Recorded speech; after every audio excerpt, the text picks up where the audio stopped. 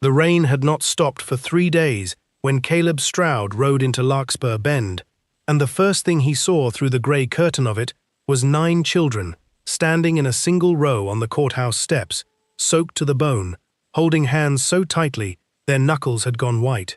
He was 39 years old, a cattleman with a quiet face and a slow way of speaking, and he had buried enough of his own grief over the years to recognize the look of it in the faces of strangers. What he did not yet know, as his horse stamped in the mud and the cold ran down the back of his collar, was that before the sun set on that miserable afternoon, he would say 5 words that would change every one of those lives forever. He almost rode past them. That was the truth he would admit later, by the fire, when the little ones asked him to tell the story again. A man with 300 head of cattle and a half-finished barn has no business stopping in a strange town in the rain. But the smallest of the children, a girl who could not have been more than 2, lost her grip on her sister's hand and sat down hard in a puddle. And instead of crying, she simply looked up at the sky with such patient, weary acceptance that Caleb Stroud felt something turn over in his chest. He had seen that look before. He had worn it himself. So he stopped. "You children waiting on somebody?" he called down from the saddle. The oldest among them stepped forward. He was a boy of about 12, thin as a fence rail, with his chin lifted in the particular way of a child who has decided he must be a man before he is ready. "We're waiting on the county agent, sir," the boy said. "Mr. Pell, he's deciding where we go." "Where you go," Caleb repeated. "They're splitting us up," the boy said, and though his voice stayed level, his eyes did not. "On account of nobody wants 9 of us together. Miss Esther passed on Tuesday. In her sleep, real peaceful, the doctor said. She didn't suffer none." He swallowed. "But she was the only one who'd take us all, and now she's gone, and Mr. Pell says 9 is too many for any one place." Caleb sat very still in the rain. Behind the boy, the others watched him with 8 pairs of eyes, and he understood without being told that they had learned not to hope at strangers. That was the thing that undid him, in the end. Not the cold, not the puddle, not even the boy's brave little speech. It was that not one of those children looked at him like he might save them. They had stopped expecting to be saved. He swung down from the horse. Her name had been Esther Vane, he would learn, a widow of 63 who had spent the last 11 years of her life taking in the children that the territory had no use for. The infant left on the church step, the 2 brothers whose father had walked west and never written. The little girl found sleeping in the back of an empty wagon at the edge of a cattle drive, with no name anyone could discover, so Esther had given her one. One by one they had come to her small house at the end of Larkspur Bend, and one by one she had fed them and taught them their letters, and sat up with them through their fevers, and never once said the word orphan in her own kitchen. She had called them, simply, the children, as though they belonged to someone, as though they belonged to her. And then on a Tuesday morning she had not come down to start the fire, and the oldest boy, whose name was Tom, had gone up and found her gone, and the whole careful world she had built came apart in the space of an afternoon. Now they stood on the courthouse steps, and the rain came down, and a man none of them had ever seen tied his horse to the rail and walked up to meet them. "My name's Caleb Stroud," he said. "Tell me your names." The boy hesitated, the way you hesitate when you've been disappointed enough times to be careful. But something in the steadiness of the man made him answer, "I'm Tom. I'm 12. He nodded down the row. "That's Pearl. She's 11. Henry, we call him Hen. He's 9. Sadie's 8. Mabel's 7. The twins, Joseph and Jonah, they're 6. Lucy's 5. He bent and gathered up the smallest one, the girl from the puddle, settling her on his hip with the ease of long practice. "And this here is Rose. She's near 2. She doesn't talk much, but she understands everything. Miss Esther always said so." "Rose," Caleb said softly, and the baby regarded him with her great, dark, patient eyes. It was in that moment, standing in the rain looking at a 2-year-old who had already learned not to cry, that Caleb Stroud made a decision that would have seemed, to anyone watching, like the act of a madman. But he was not thinking like a sensible cattleman just then. He was thinking of a small grave under a cottonwood on the far side of his land, and a second grave beside it, and the long 10 years he had spent telling himself that a man could be content with cattle and quiet and the company of nobody at all. The courthouse door opened, and Mr. Pell came out. He was not a cruel man. Caleb saw that right away, and it mattered, because it would have been easier if he had been. Mr. Pell was a tired man with ink stains on his fingers and a ledger under his arm, and entirely too much to do, and he looked at the 9 children the way a man looks at a problem he has not been given the tools to solve. "Mr. Stroud, is it?" he said, glancing at the stranger. "If you've business with the county, it'll have to wait. I've got these children to settle before the coach leaves, and the Hendry place will only take the 2 boys, and the home down in Ashford has room for 3 more, and the rest—" He stopped and rubbed his eyes. "The rest I haven't sorted yet. How many places you splitting them between?" Caleb asked. 4, maybe 5. Mr. Pell said it without relish. "It isn't what I'd choose, but 9 children, Mr. Stroud. 9. There isn't a soul in 3 counties with room enough or means enough to take 9 children at once." And here is where Caleb Stroud might have nodded and stepped aside and ridden on to his half-finished barn and lived out the rest of his quiet life, never knowing what he had passed by. The whole story turned on the next thing he said, and afterward not one of those children would ever forget it, not even Rose, who was too young to remember anything, but who would be told it so many times that it became a memory all the same. Caleb looked at the row of soaked and waiting children. Then he looked at Mr. Pell. "I've got room," he said. "I'll take all 9. They're mine now, forever." For a moment, nobody moved. The rain filled the silence. Pearl, the 11-year-old, made a small sound and pressed her hand against her mouth. Tom stood frozen with the baby on his hip, and his careful, grown-up face cracked straight down the middle, and underneath it was just a boy of 12 who had been carrying far too much for far too long. Mr. Pell stared. "Mr. Stroud, you can't simply— a man can't simply— Do you understand what you're saying? 9 children. Have you a wife?" "No," Caleb said. "A house big enough?" "Not yet. I'll build it."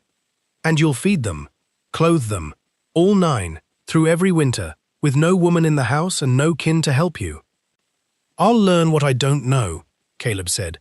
"I've got land, and cattle, and 2 hands that work, and these children have got each other, which is more than most folks ever manage, and I'm not going to be the man who takes that from them." He paused, and his voice dropped, and what came next, he did not say for Mr. Pell at all. "I had a family once, a wife and a little girl. I lost them both, 10 years back, to the fever, peaceful at the end, but gone all the same. And I told myself I was done, that a man only gets the 1 chance at it." He looked down the row of faces, "But I don't believe that's true anymore. I think a man gets as many chances as he's brave enough to take, and I'm done being a coward about it." It was the longest speech anyone in Larkspur Bend had ever heard Caleb Stroud make, and it was very likely the longest he would ever make again. But it was enough. Mr. Pell was quiet a long time. He was, as has been said, not a cruel man, and somewhere under the ledgers and the ink stains and the weariness, there was still a person who had taken this thankless job because he could not stand to see children sorted like livestock. He looked at the 9 of them, holding hands, watching this stranger with the first fragile light of hope any of them had allowed themselves in days, and he made a decision of his own. "It's irregular," he said slowly. "It's the most irregular thing I've ever done. There'll be papers. There'll be a judge wanting to know you're fit. I'll have to come out to your land and see it for myself, and if it's not what you say, Mr. Stroud, I'll take every one of them back. Do you hear me?" "I hear you," Caleb said. "Come whenever you like. Bring the judge." But, and here Mr. Pell's tired face did something it had not done in a long while. It softened. "But I'll not split them up today. Not when there's a man standing in front of me, fool enough and good enough to want them all." He tucked the ledger under his arm. "Take them home, Mr. Stroud. We'll sort the rest in the morning." What happened next, none of them would ever be able to describe properly, because some things are too large for words. Pearl began to cry, and then Sadie, and then little Lucy, who did not entirely understand, but knew that the older ones were crying the good kind of tears. Tom set the baby down and turned away so the others would not see his face, and Caleb Stroud crossed the muddy steps and put one big hand on the boy's shaking shoulder and said, low, so only Tom could hear, "You can put it down now, son. Whatever you've been carrying, you can set it down. It's my turn to carry it a while." And Tom, who had been the man of 9 children for 3 terrible days, finally let himself be 12. The ride out to Caleb's land took the better part of 2 hours. The whole crowd of them piled into a borrowed wagon with Caleb's horse tied behind. And somewhere in that long, wet ride, a remarkable thing began to happen. The children began to talk, shyly at first, then all at once, the way a creek breaks up in spring. Hen wanted to know if there were horses. There were. Mabel wanted to know if she could have a job, a real one, because she was very good at jobs. She could. The twins wanted to know everything at the same time and at top volume, and Caleb answered every question he could and made up reasonable answers to the ones he couldn't. And by the time the wagon came over the last rise and his land spread out below them, grey and green and rain-washed and beautiful, even Tom was smiling. The house was small. That was the plain fact of it. Caleb's cabin had been built for one man who didn't expect company, and it had 2 rooms and a loft, and nowhere near enough of anything. But the children did not see a small house. They saw a fire, which Caleb built up high. They saw a roof that did not leak.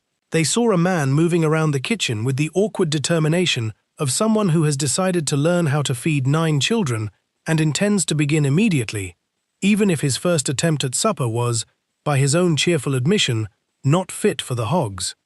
They ate it anyway, all of it, and they laughed, which Caleb suspected they had not done in some while, and the sound of it filled the small house all the way up to the rafters. That night, he gave the children his bed and the loft and every blanket he owned, and he sat up by the fire with the baby asleep against his chest, and he did not sleep at all, and he was not tired. He watched the rain finally ease off past the window. He listened to the breathing of 9 children in a house that had been silent for 10 years.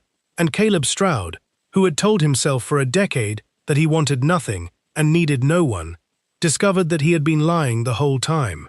Word of it got around, the way word does.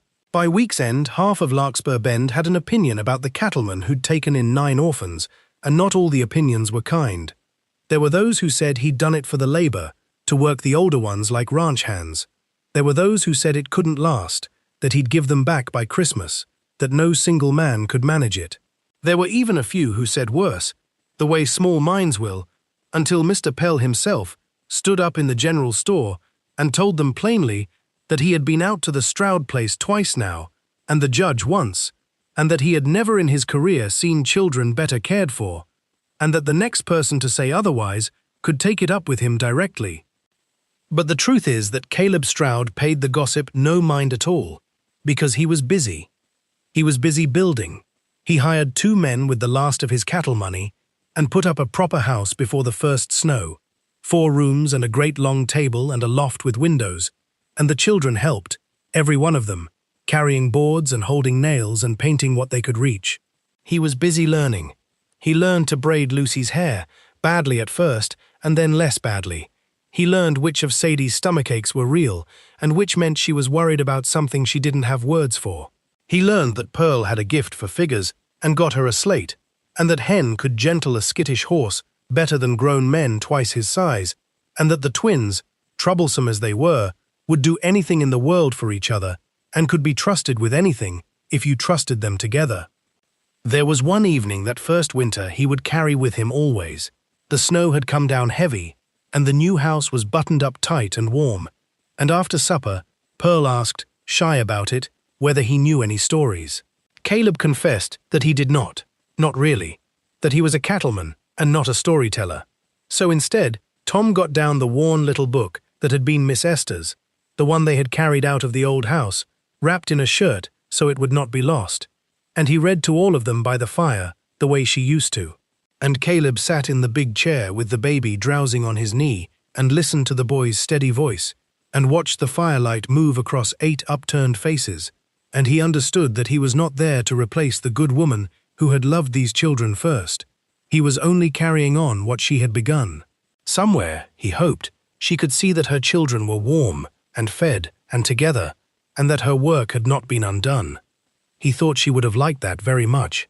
And he was busy being, for the first time in 10 years, completely and exhaustingly happy. There was a woman, too, in time. Her name was Hannah Reyes, the schoolteacher in Larkspur Bend, 41 years old, a widow herself, with a kind face and an iron patience.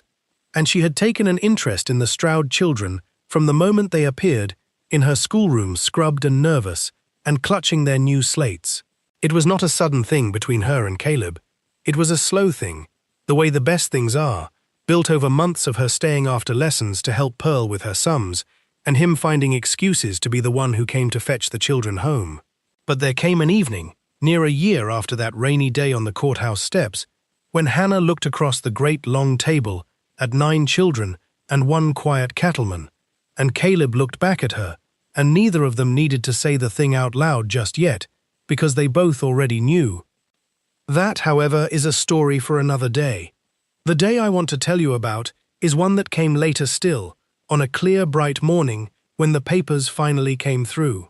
Mr. Pell rode out himself to bring them, and he stood in the yard of the big new house and read aloud, in his tired official voice that could not quite stay official, the words that made it true in the eyes of the law, that Caleb Stroud was, henceforth and forever, the lawful father of 9 children, by name, each one written out in his careful ink: Tom, Pearl, Henry, Sadie, Mabel, Joseph, Jonah, Lucy, and Rose. When he finished, there was a silence in the yard. And then little Rose, who was 3 now and talking up a storm and afraid of absolutely nothing, marched across the yard to where Caleb stood, and she tugged on his trouser leg until he bent down, and she put both her small hands on either side of his weathered face, the way she did when she had something important to say. "You're ours," she informed him, "forever." Caleb Stroud, 39 years old, a man who had once buried his whole heart under a cottonwood tree and walked away certain he would never love anything again, knelt down in the yard of the house he had built and gathered his daughter into his arms. And over the top of her head he looked at the rest of them, at Tom, who stood tall now and easy, at Pearl, with her slate and her quick, clever mind, at Hen and Sadie and Mabel, at the twins who had finally stopped being trouble and turned into the kind of young men a father is proud of, at little Lucy, with her crooked braided hair, and he said the only thing there was to say. "And you're mine," he told them, "all of you, now and forever, just like I promised in the rain." Nobody in Larkspur Bend ever again said it couldn't last. They will tell you, those who knew the family in the years that came after, that the Stroud place was the warmest house in the whole county, that the long table was never short of company, that every one of those 9 children grew up straight and strong and good, and that they came back, all their lives, every Sunday they could manage, to the man who had stopped his horse in the rain when he had no earthly reason to. And if you had asked Caleb Stroud, in his old age, sitting on the porch of that big house with grandchildren tumbling in the yard, whether he ever regretted the day he looked at 9 soaked and unwanted children and said they're mine now, forever, he would have laughed at you. He would have looked out over his land and his family and the long good life he very nearly rode right past, and he would have told you the truest thing he knew, that the children nobody wanted had wanted him right back, and that was all the family any man could ever need.